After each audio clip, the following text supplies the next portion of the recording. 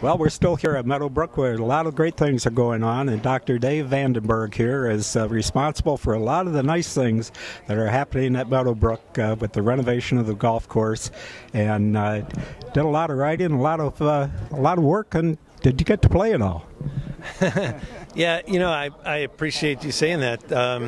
I was excited about being able to be able to participate, and be able to do something and give some time to the effort. I love golf, and I've been on the golf committee for a long time. We really were trying to look at this new course, a lot of new features, a lot of new aspects of the course that weren't here before, and how would we mark the course? How would we play the new local rules? What local rules did we have that could be dropped and gotten rid of, and then what new ones would we need? And so we spent a lot of time thinking about that. A lot of the guys that play tournament golf that play a lot more than I do, I picked their brains, and then we had to also think about the USGA has come out with a proposed set of new new rules for golf that are going to be 2019, and we certainly didn't want to have to do a wholesale rewrite of all the rules 2 years from now. So we tried to do as much as we could that would fit in the proposed new rules, and also make the round more enjoyable, speed up play, and eliminate some of the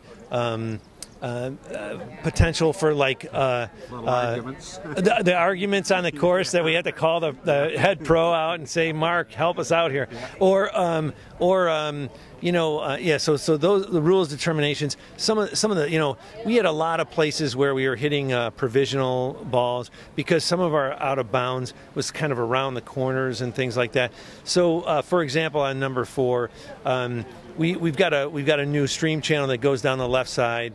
But forever that hole was just a real beast, 470-yard par 4 with out of bounds all the way down the left side. So we changed that to just being a lateral hazard down the left side. We needed to soften that a little bit. Now it's a par 5 too. That'll help. A couple other holes where we took out of bounds out of play and turned it in a water hazard, so that that you didn't have to constantly hit provisional shots and then have things like that happen.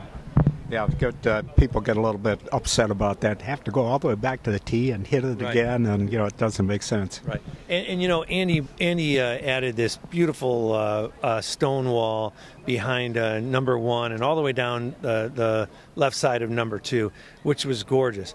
And then we said, well, what are we going to do with this? And is that going to be the boundary of the golf course? Is that going to be our out of bounds marker? And we thought about it, and then we thought better of it, because we thought balls are going to be bouncing up close to it. It's pretty close to the back of the first green, and we thought if that ended up being the out of bounds marker, we're going to have a lot of people having difficult recoveries. So instead, we made the out of bounds just over the wall, and we made that an immovable obstruction where you get free relief.